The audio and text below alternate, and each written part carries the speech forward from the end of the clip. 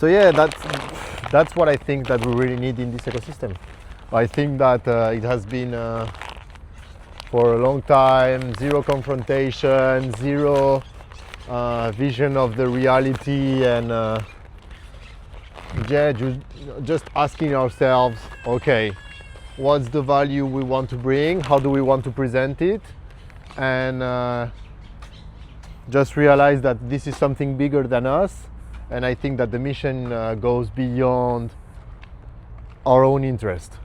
At least that's the way I see it, because for me, Vivid, it's a project, a company that I founded with Pierrot, Flo, but it's just one project in my life. Like, I know that's not going to be the only thing I'm going to do in my life, and now I see it more as a passion thing and following a vision, rather than just saying this, okay, well, I need to make this a cash machine, otherwise I'm not going to be able to live. I can't do money with another business. And that's how I think that people should considering this right now, because the market is just super small. And if we all do this as a passion and following the vision, I think that's what's going to be better for everyone, and we're going to create cool things. Yeah, I agree. Most people, sadly, aren't able to put their heart and soul into a project because they have a passion for it.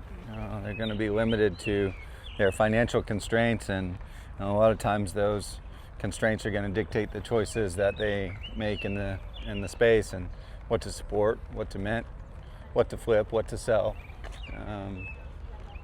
So yeah, I wish more people did take it serious like that, and there wasn't such a financial incentive, and that was my hope when we came to Bitcoin, that this hyper financialization of art would cease.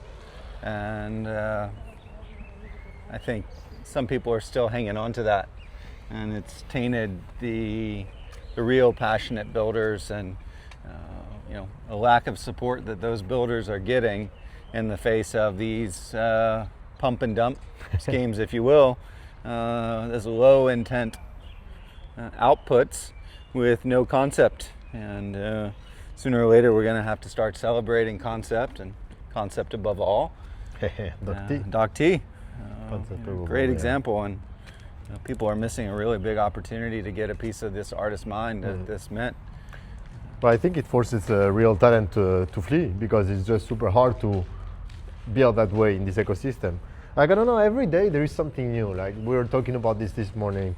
These guys, apparently one guy that apparently swept the floor of puppets and 150 sales, and then I learned that 120 out of those were canceled. It's like, and the thing is, what's the point of this? Like, is this only super short-term dopamine, and the Ordinals ecosystem is becoming a huge TikTok where every day it's like, oh, something's happening, let's go, I'm getting my dopamine shot. Absolutely. And the next day I'm like, oh no, dinos are over again. And every day I come back and say, oh, let's go, plus 10% of my collection.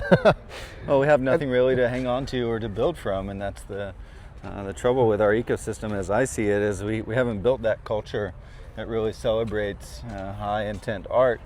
Nor are we rewarding the artists and the galleries that are putting that art out there. Instead, we're worried about the next 10,000 puppet derivative, whatever, the next big thing. The next big thing, yeah. But maybe the next big thing is already here. That's what I think. So I think that there is already a lot of very good quality work, but I think that a lot of people are also tired of that. But at the same time, some people that are not maybe active every day, but from time to time just come and see what's happening and can think by themselves, and maybe are not that affected by what they see on the X timeline. I was surprised, for example, a few days ago, Dragon Healer, member of the Vivid community, comes and he just collects a Revisiting Elsewhere, when we have not been talking about Revisiting Elsewhere actively for months, but at the same time we already said what we had to say. Like, the content is there, the purpose is there, the work is there. Hours of work. And the guy is, okay, yeah, I'm gonna collect one work, and that's what I love. Yeah, I don't know how he decided that, but somehow he did. Well, maybe he had already decided that, and maybe Just waiting. there were some other factors that went into him not being able to execute on that. And it's funny you mentioned Dragon's piece, because when I was talking to Manning apparently really liked that piece as well, and it was essentially sold the day prior. Yeah. And I don't Bro, see. you are Manning. It's not possible that you already exchanged that. That's your alter. I have a few alts. And, and this is one of those collections where I can't imagine selling the pieces that I minted from this collection. And Yeah, maybe that's what we need. Collections work that people don't buy them because they are in a mindset of flipping it and selling it later. Maybe they will sell it, but when you buy it, you are not expecting to sell it. At least you haven't planned it. well, I think that's the case with a lot of the Vivid collections. Let's be honest, the early one, no. No, seriously, I told you I wanted to be confronted, I wanted to confront everyone. Okay. Let's be honest, I think that at the beginning of Vivid, many of the early collections, a lot of people, most of them maybe, were buying them for the wrong reasons, or at least just expecting it to make a benefit out of it. A lot of them are out already and new collectors came in. Yep. But the reality is that I think that the last collections from Vivid follow that rule maybe. I don't think that a lot of people bought not a painting to sell it. Actually, sure. you can just see it on the listings and on the secondary volume. Well, it's it was evolved. never, floor price was never below min price. Yeah, the collectors that we've attracted have evolved. It's a true collector mentality, and they realize that, right now there are no other opportunities to collect art on this level on Bitcoin, and to jump on this opportunity today versus before. Maybe the sentiment wasn't the same, where they thought that these opportunities would come often, but the reality is that a good concept is really hard to execute and to come up with, and that they are few and far between.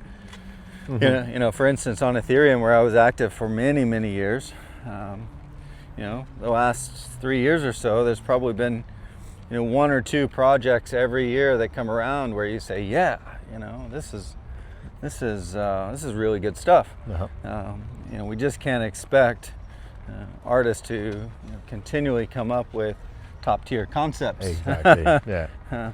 What do you think about the artists that are keeping that for their own because maybe they are waiting for the right moment to make a nice sell? Yeah. Well, I know a few artists like that, and my message to them would be not to wait, to get that art out there, get it in the hands of collectors, and let the collectors start talking about the art. And a good example of that is what CyberSea has done recently. He's generated a lot of interest in his past collections. He's not letting the art die. And the reason that's the case is because he actually has something to say. Like, there's a concept here, and he can explain it, and it's novel. It's not a JPEG. It's not a picture. This is a system. And I think more collectors need to realize that the value here is in systems, not in images. And it takes someone like CyberSea to educate and to inform. And he's a rare bird in this case. I think that's a huge difference with maybe other movements, and it's because of the hyper financialization, as you said. And I think if you are an artist and you have a great product to deliver to the world and you have something to say, why wait? Don't wait. Why wait? Maybe tomorrow you're hit by a bus and you can never finish your Sagrada Familia. Yeah, absolutely. I agree. Put the work out there and let the market decide on its worth. But I understand. Art thrives when people are talking about art, and if it stays in the artist's mind, if it never gets to market, then we can't talk about it. Yeah. So no one's promised tomorrow. Yeah, that's a pity. But yeah, as I said to you before, I wanted to talk about your activity on X. Because, for me, you are our Elon Musk. I don't know how you do it, but I see at least 3 tweets from you every day. Plus, I don't take into consideration all your alts. Yeah, for sure. But yeah, I think that you've gained a reputation last year, maybe since 1 year, of the guy that maybe confronts too much, maybe confronts everyone. I'm not gonna lie, I also think that you have some back bias from time to time, like everyone, but maybe you're one of the few that are not only back biased. Well, you may think that I have some back bias, but oddly enough, I really don't talk about the projects that I have big bags in, like that I have conflicting interests there. So, very rarely will you hear me discussing, my largest holdings. I think that's kind of cringe. It's also normal to have a little bit of back bias in a way. Like, I mean, if you are a big supporter of some projects, it's also normal to have something to say about them and to value them. Absolutely. But sometimes, for me, back bias is when you should confront someone or a project because they did something that even you don't consider correct or right, but you still don't confront it or try to change subjects or try to avoid it because you have back bias. That's all. Yeah. Just love it. Good to go. Okay, yeah. So we're talking about back bias. My question now would be, how do we solve this problem? A back bias? Back bias, lack of confrontation. How can we do it in a right way where people don't feel offended directly, where it actually brings something to the table, and where we all learn all together? Say, maybe we should have all the same vision. That's maybe the problem. But there we go. you know what I mean? I think that a lot of people don't have vision in this space and are not here with the vision. But the people that do have a vision, I think that we are almost aligned on everything. Maybe not the details, but almost everything. I agree. We're on the same page, but maybe just different parts of the page at times. Exactly. And yeah, maybe that is part of the maturation of our little corner of Bitcoin, is everyone getting on board and having the same vision. And for me, that's inscribing with intent. That's efficient inscriptions, not bloating the blockchain. Building skyscrapers instead of into infinity. Danny's piece that he inscribed around 10 million. A lot of people, I guess it's up for interpretation, but to me, I see it as this infinite line of inscriptions that may never end, at least in our lifetime. And the only way to differentiate yourself in that line is going to be to claim a place there and then start building up. And parent-child, in my opinion, is the most underutilized and perhaps the most technically important part of ordinals. And the majority of artists and collectors, more so now, 3 years in, but everyone wanted to dismiss that early on. And for better or worse, the OCM community kind of got flamed for holding on to that vision in the early days. Right, and now Casey is tweeting all collections should have a gallery or something. All collections that didn't use parent-child should have a gallery. And I think the mistake in that is conflating the two things. A gallery does not equal provenance, and that's perhaps one of the most important aspects of ordinals. So, that's a message that we've been sending for quite some time. Vivid has subscribed to that since the very early days, right after Rising Echoes. Everything else was made properly and with a parent, and I think that's an evolution of the gallery. And even ourselves, to confront ourselves, we didn't do it perfectly well since the beginning. Rising Echoes, okay. Yep. First of all, we put so we try to mention the provenance somewhere. So in every Rising Echoes piece, you have the art by Medusa created by Vivid Gallery on the bottom right. But even after, when we started having parent-child, we didn't think about linking that to a seal. Right. Some people did that before us. Sure. And we got the inspiration from people that had the vision, that understood. And And I don't understand why people have such a hard time accepting this. Oh. Like Vivid is not perfect. Neither your project, neither the other project, but we all learn from each other. Absolutely.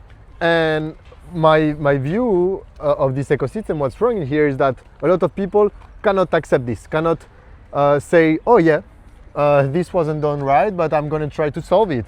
Or I acknowledge that this was done better, and just acknowledging it, like it's so simple. And for us, it was nothing special when we just saw that parent-child was released. It just makes sense. Why wouldn't we use parent-child? It's part of the protocol. We are doing this thing because we care about how we present ourselves on the blockchain and to our collectors, to our community. So we are going to try to do it the best way we can at that moment with the information that we have, with the team that we have. But I don't want to throw myself flowers for parent-child. Like for us, it was just obvious. Sure. And maybe that's a big part of the problem because the basics are not yet accepted, and it's hard to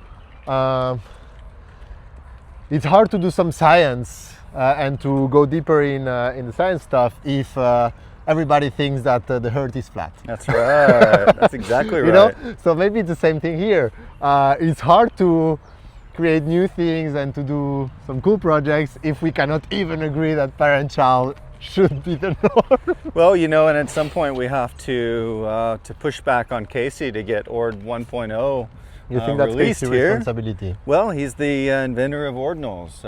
True, yeah. Let's come up with a standard now for everyone to that everyone must abide by. I think we can't call these decentralized assets if we're depending on centralized sources to define what a collection is on ordinals.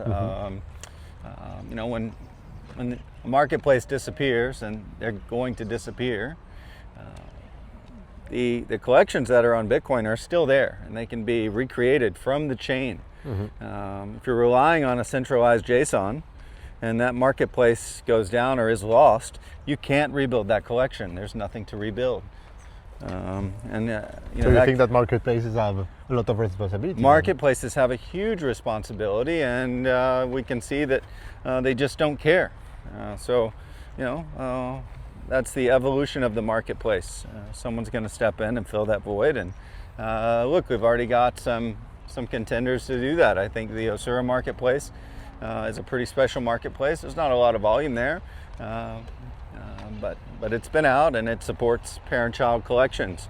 LIFO, FIFO, or.net, seems to me like to trade on that platform, you're going to need to trade within galleries or within parent-child collections. So that'd be great. That's a step in the right direction. Well, anyone could create a gallery from their collection, so maybe yeah, that's a big problem, and that's where I think that everything gets just so complex. Of course. Maybe galleries just are not helping at all. Actually, I'm in that funny. camp, and that's why you don't hear me talking about galleries very often.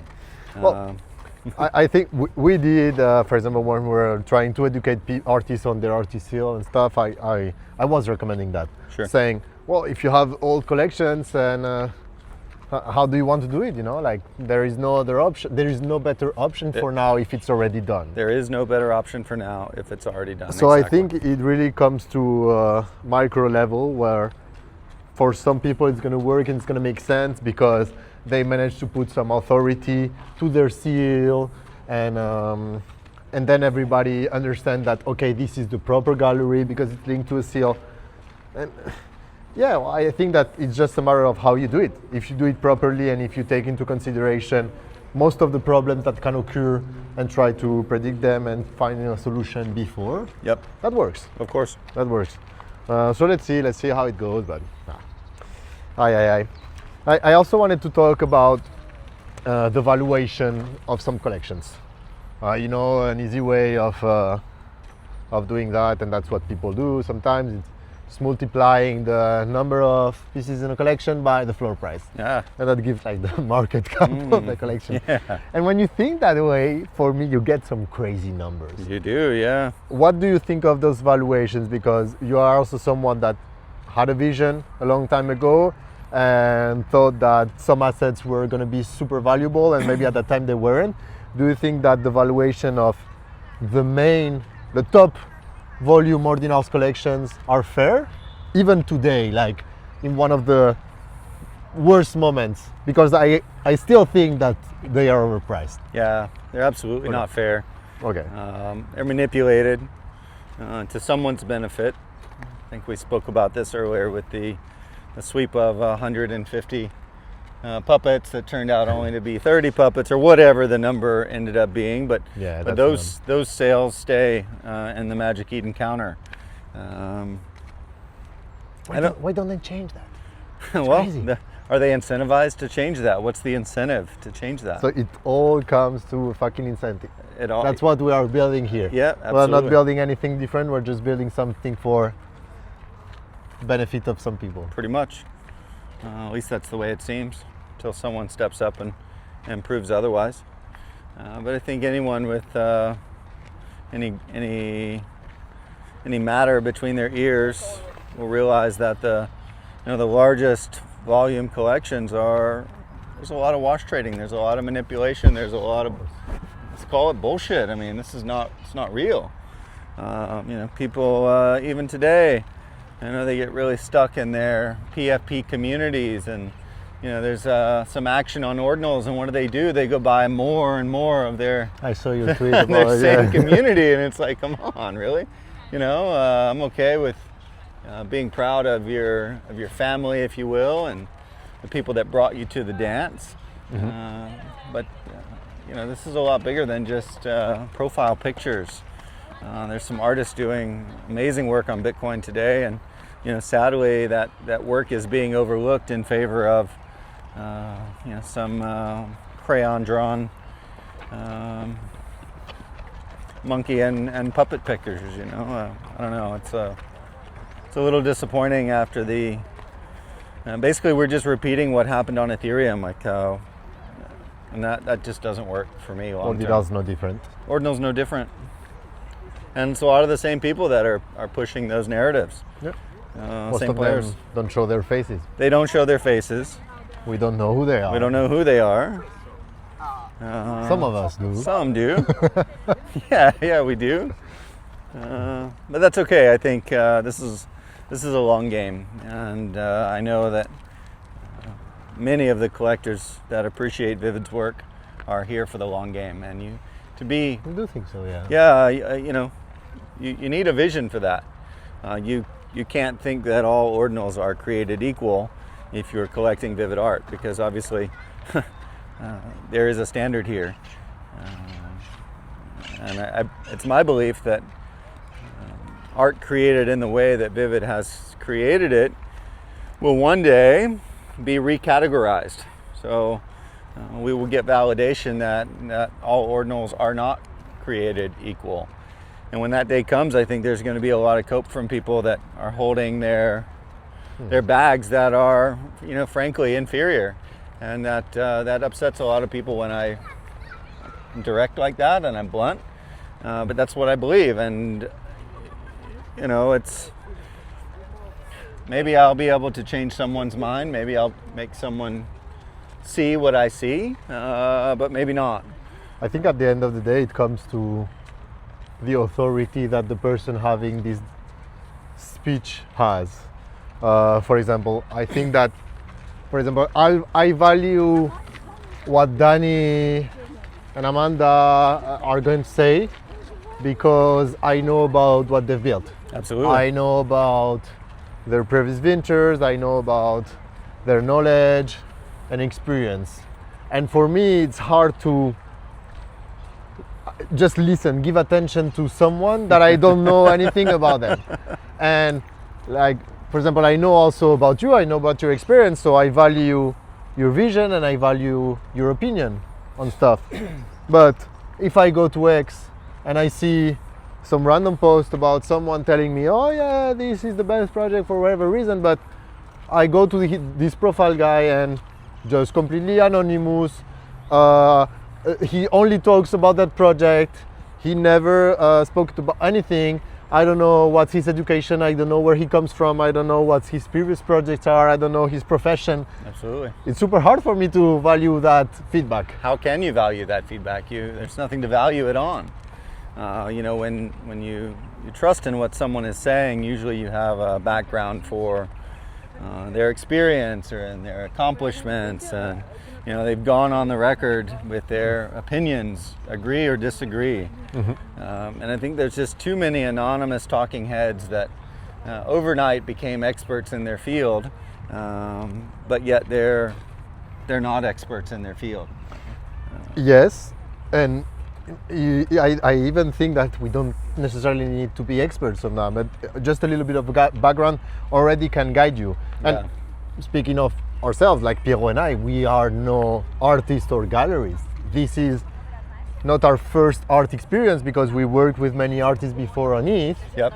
So we get to know it, and we are, we liked art, and we know about it, and we have some knowledge, basic knowledge and history, but we are no artists. The reality is that we put that work in the hands of real artists, and that's our work. It's more to try to decipher who is a real artist and who's not. And for us, sometimes it's hard. It is hard. And we did with what we had. Like we just chose from what we had. And I hope that we did a great job to choose from the artists that came to us. Well, I think you did a wonderful job in choosing those artists, and the reality is you had hundreds of artists to choose from. So now it really does come down to concepts. Well, yeah, it's true. Like I'm not gonna lie. Where we see so many weird applications, and some things were easy to filter, some other things, but. Well, this is where it gets really important to me to define what an artist is. And I don't identify as an artist, even though I've minted some fully on-chain art. I don't need the validation from my peers as an artist. I know in my heart and soul that I'm my own type of artist, and I don't, in my art that I practice, I've never needed validation from anyone to tell me that, oh, you're such a good artist, continue what you're doing, I love your thoughts, I love your actions. Like I come from an era where I didn't seek that. And as a matter of fact, I probably didn't even give my chance the ability to seek that, because I tried to keep my art as personal and private as I could, because it was my competitive advantage. And why would I want to be competing against everyone else and telling them all that I know and giving them all my wisdom for them to then compete with me in this game of life that we're all somewhat I see what you mean. Playing in. Yeah. Well, that's the thing, and that's where maybe we also should think a lot more about that. Okay, well, what does it mean to be an artist, and how do you work with other parties to stick to your artist role and maybe also let other people do their own job? And that's what we tried with Vivid, and to be honest, we never thought that this was going to be such a big thing. Like, we never started releasing art on Bitcoin thinking that we would be, in the eyes of some collectors, the top art project and there is no second best. We never thought it that way. Why? Because we're like, oh, yeah, well, as I told you, like, we have some experience, we have some stuff, but we are we didn't create any art gallery before, and the reality is that no one else came with this kind of experience. So maybe that's where we took our chance and had this opportunity to be a leader in this space. But if I'm honest with myself, I just feel that Vivid is what Vivid is today, not because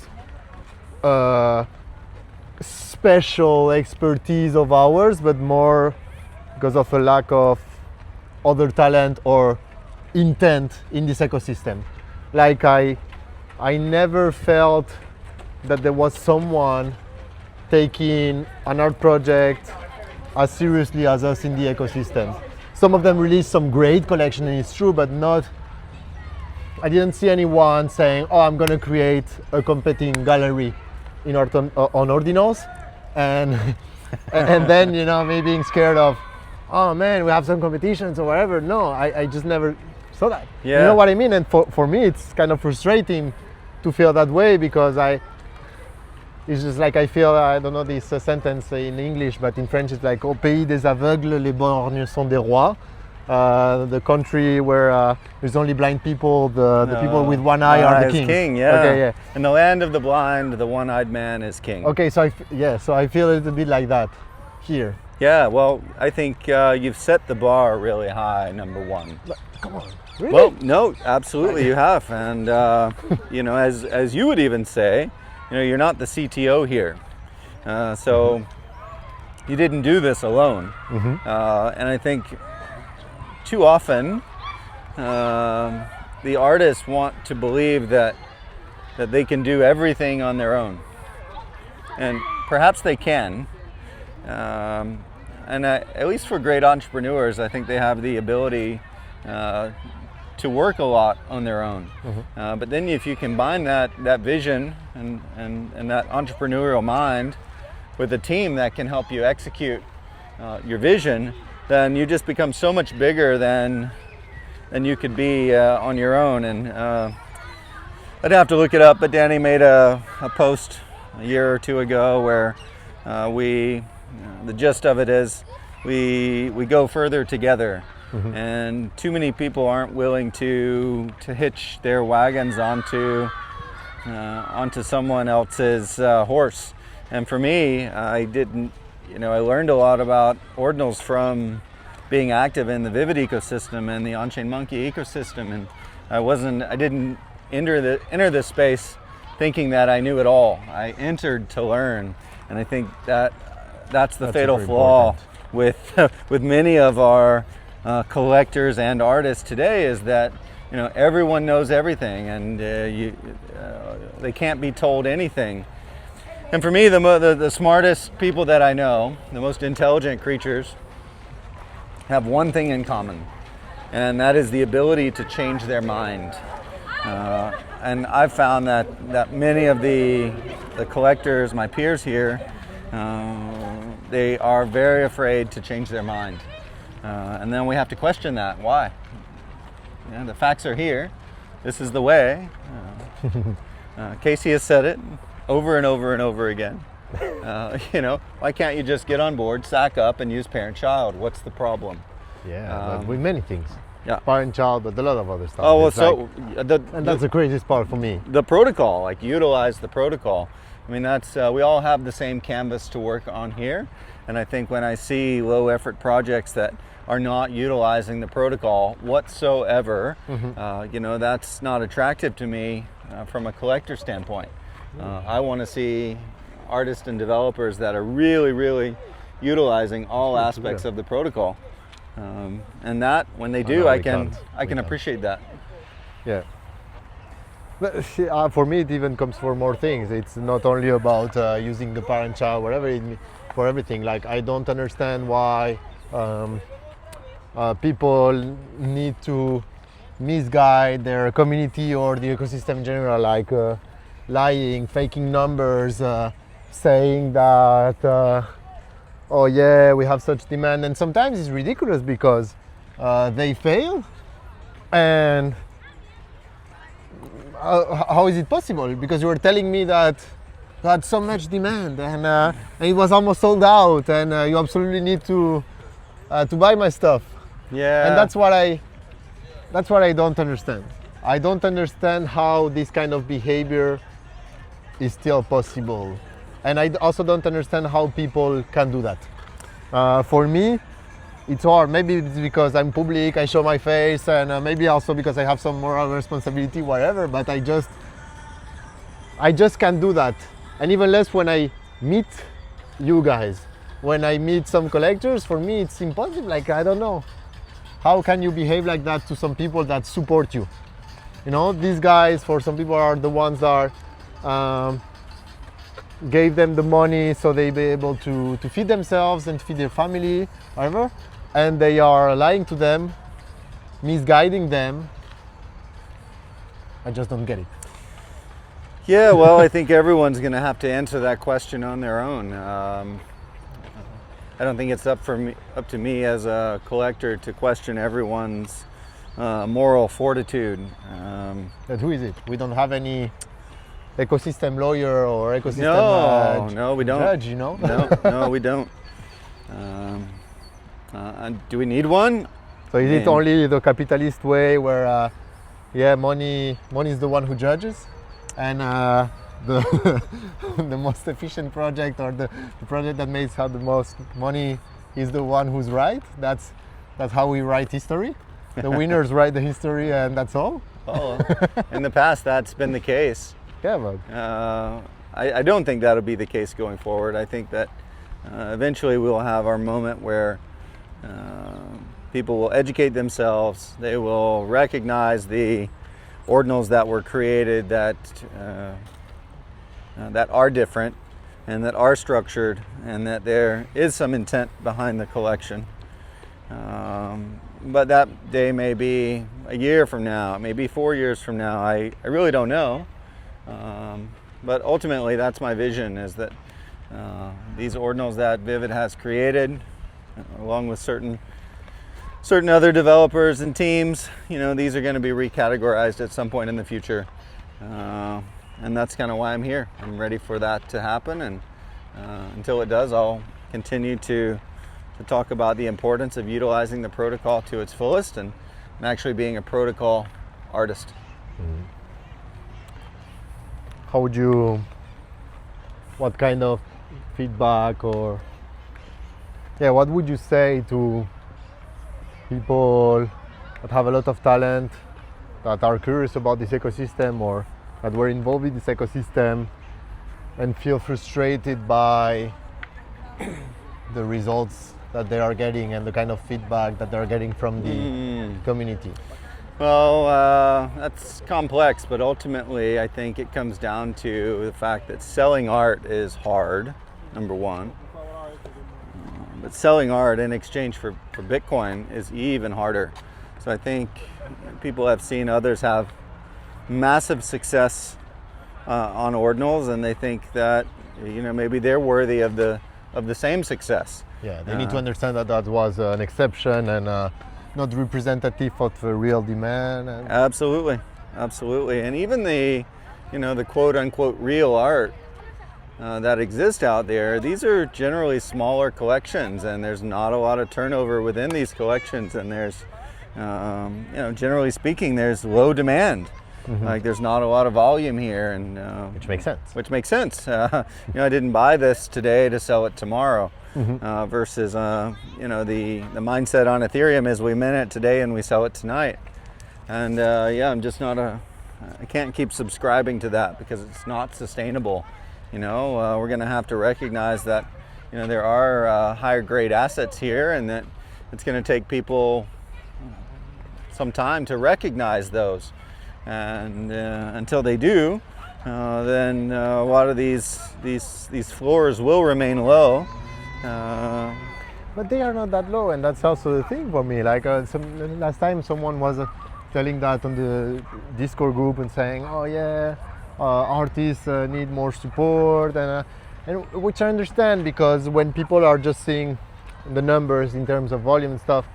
But at the same time, for me, it's already amazing.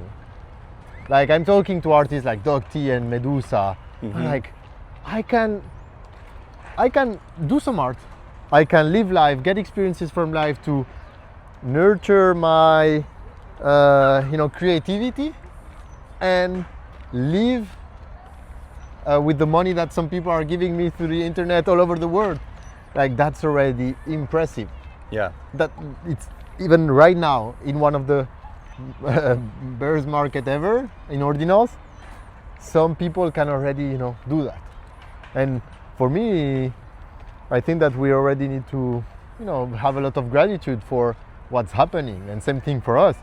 Vivid has allowed us to live doing our passion for years, and we can continue doing that. We can continue supporting everything that we've built, the Discord, the newsletter, all of that.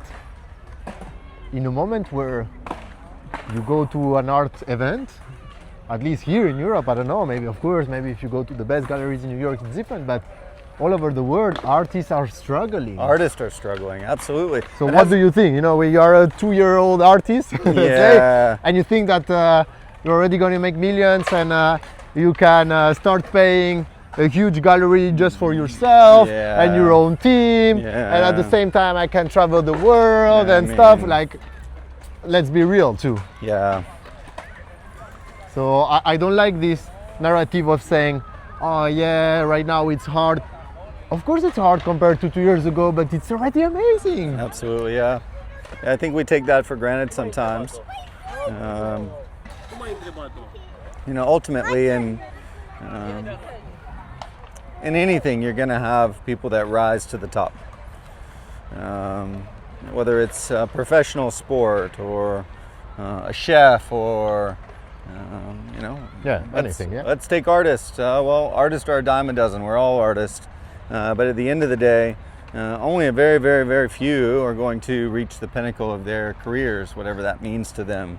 And I think we have to normalize that. And, you know, I said it once that was pretty controversial, where I didn't believe that all art belonged on Bitcoin.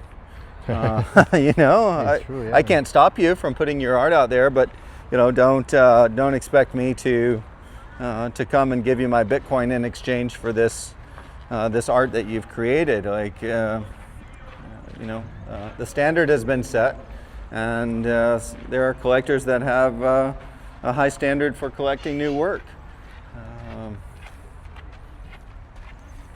Do you think that there is a lot of people collecting stuff just to feel like they are part of a community and a family? It's a sad question, but a part of me does think that, you know. Yeah, well, maybe we're all guilty of that at some point.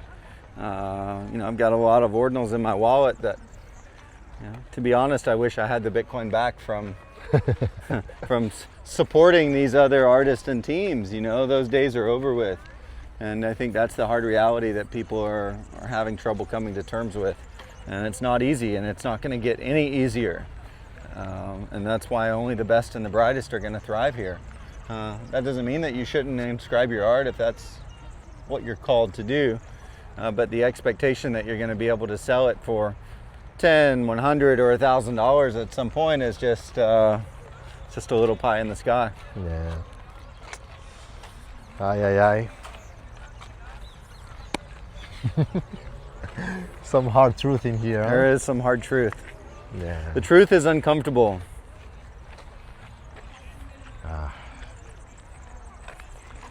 People don't like to be confronted with the truth either, especially when there's money on the line.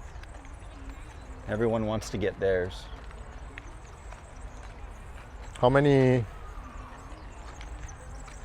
other projects, Web3 projects, or even get out of Web3, do you think that create this kind of results? Like, how many do you think this is common?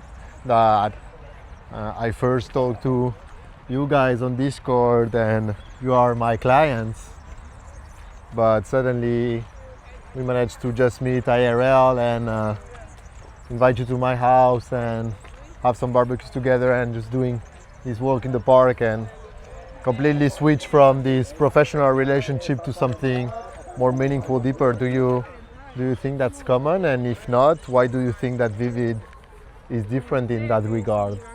I'm curious. Yeah, I wouldn't know, but I don't think that it's common. I think from number one, you know, people value their anonymity, and anytime you open yourself up to meeting other people, then you're giving a bit of that up. And for many reasons, I understand people's desire to stay anonymous. I have for many years.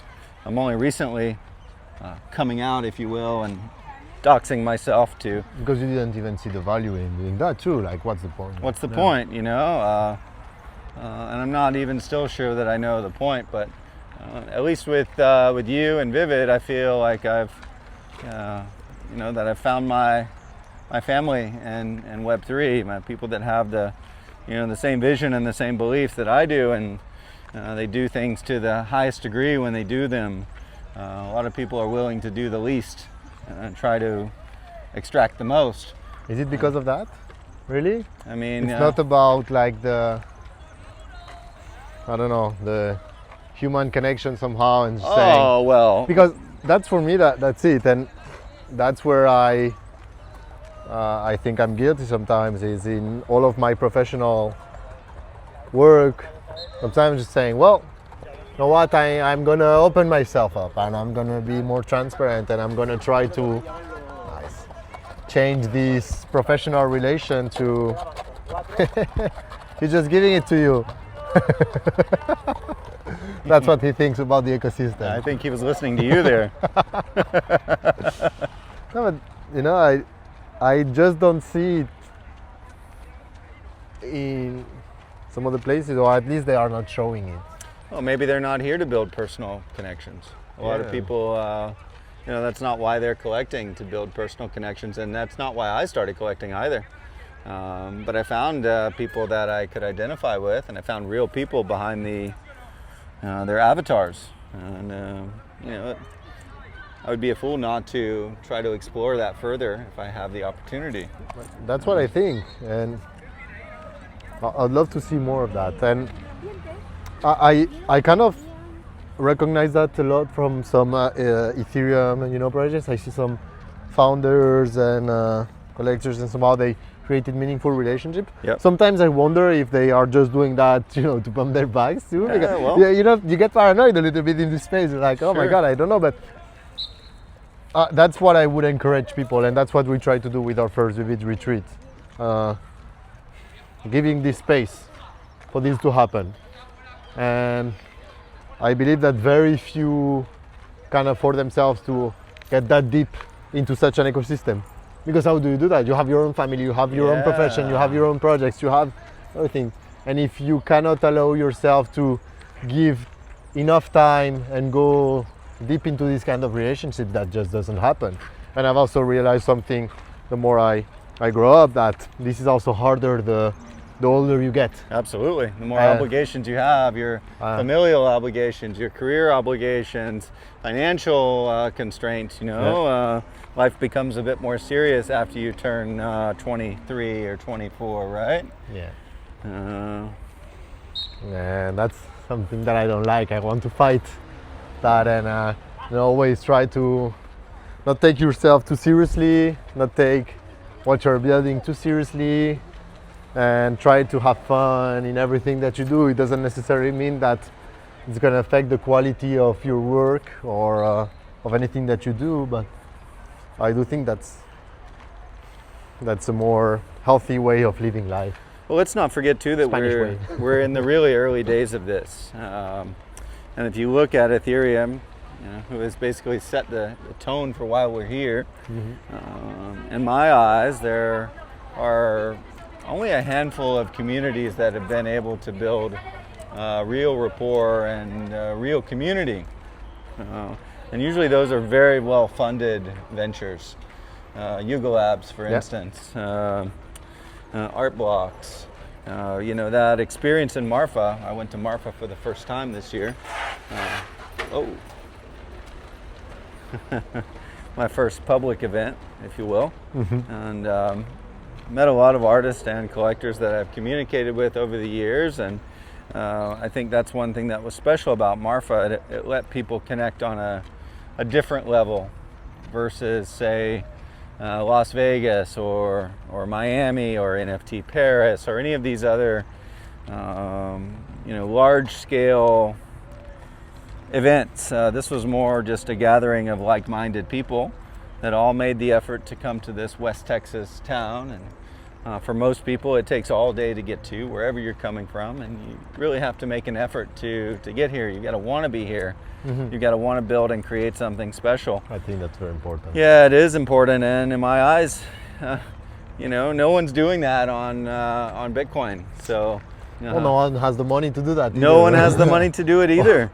or the ones that have the money doesn't want to spend it there. Yeah, for sure. They'd rather sweep 130 puppets and rally the troops on that end. But I think that's something really special about what you guys have built. And I don't know that that was your vision from the beginning. Maybe it was.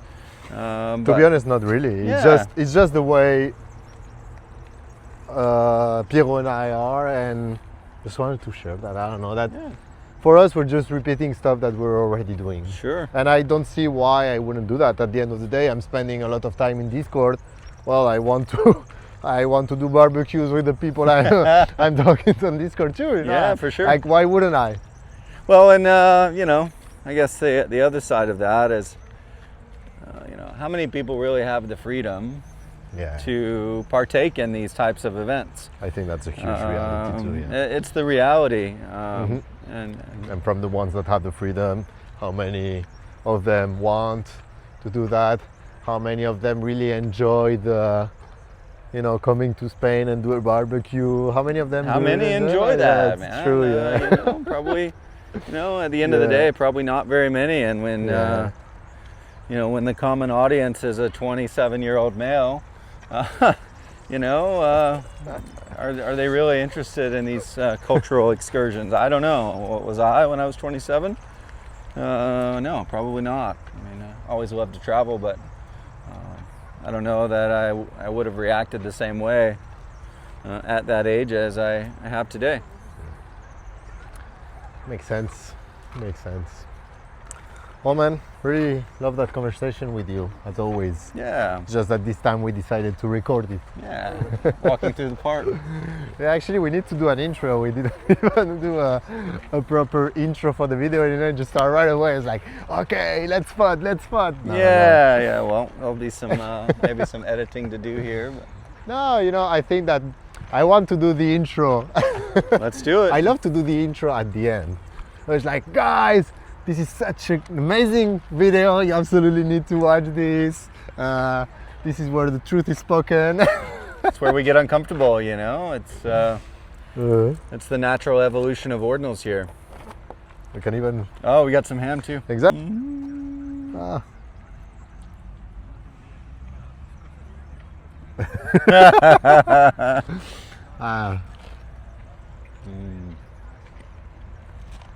Delicioso. Cameraman?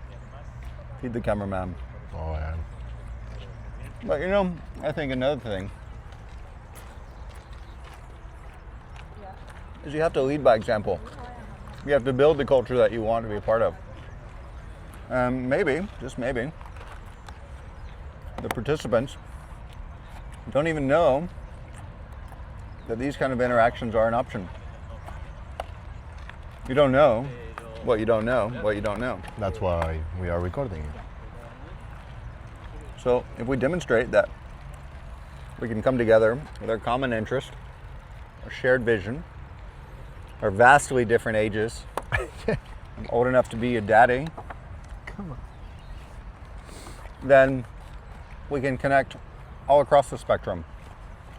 But until you demonstrate that to people, they may not even be aware that it was an option to come to Valencia and crash the Captain Salami pad and have barbecues and walks in the park and interesting conversations about life and liberty and happiness. Oh, I told that to many people, but maybe not enough. Oh, well, maybe it takes some time to see.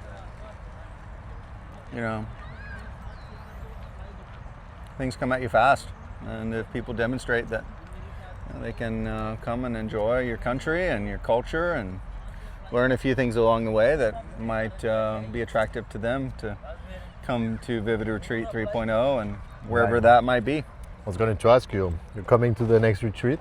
Yeah. Why not? Why not? Exactly. Why wouldn't I? Well, maybe I hope that some people watching this will come to the next retreat too. I hope so too. It'd be great to get some of our old timers together for a big. It's a very different retreat. It is, yeah. Well, and next time it's going to be way different. That's okay. Variety is the spice of life, and exactly. Would it be the same if we repeated the things that we did this time around? And just like with Scotch and I don't think that we could ever repeat our Southeast Asian adventure. And that was a retreat. Wow, that's man. my way of seeing it. Yeah. Every time community members from Vivid just gather somewhere and live experience together and share their passion and their vision. It's a Vivid retreat. Yeah, I think people should surrender to the vortex more and be willing to go where the energy takes them. And you know, a lot of times there's fear. You don't want to face what might come your way. But if you open your mind to that and you just let the energy take you where it needs to go, then you know, you can have some really great times. Too many people, I think, live rigid and a routine, and you know, they wake up every morning, they have their coffee in the same seat, and you know, they're home every day at 5:15, and they're sitting in front of the couch watching the same TV show at 5:30. You know, it's not my life. I don't want to live like that. Never have and never will. And that's what I admire from you. Oh, thank you. No, really, you guys are my mentors in a way. I don't hide my young age. I'm here to learn, and I'm very grateful, and I think that I'm very lucky to be able to have your time and attention. I can learn from you. Yeah, well, we see something special in you, I think, and maybe we see Captain Salami. Yeah, of course. That's what you're so special. Of course, prove it. But, you know, at one time I was 27 too, and I had big dreams to conquer the world, and in my own way I did. I won at life. Are you tired of winning? I'll never get tired of winning, and I'm going to be winning some more before it's all said and done, and I want everyone to win. And that's why I try to share my vision and my thoughts and my beliefs, and even if it makes people uncomfortable sometimes, I think it's important to know that that there's always going to be a different perspective. And when you're taking advice from someone, you know, make sure that they've done what you want to do. Too often we want to take advice from guys that are living in their parents' basement, and that's a huge thing. Yeah. You know, is that who I want to be getting ordinal advice from? Well, man, thank you so much. Gerard, this is my eat all of this. No. What's the word? Son from another mother, I guess you could call it. But I'm really proud of this guy and his team, and thank you. I'm happy to be riding the river with you, man. Let's go. Yeah. Thank you, the cameraman, the Scotch Fox. Absolutely. You did a great job. And yeah, welcome you all to the next Vivid retreat, I guess. 3.0. Our goal is to make everyone tired of winning. Absolutely. that's our goal. Yeah. You're going to be tired of winning. Do you feel like you're winning? I feel like I'm winning. You're winning, yeah. I feel like I've already won a lot, and I feel like I can win a lot more. You can keep winning. Once you get that taste of winning, you want to taste it again and again. It tastes a little bit like the ham. It does. It still lingers, Yeah, right? exactly. Like you just can't get it out of your mouth. But if you've never won, then you're not gonna have that taste. No. You know, you have to taste the victory to want it again and again and again. And for those who wonder, if you want to know what winning feels like, you just try some Spanish. And you are winning. And let's go. See you soon, guys. Good job, Scotch.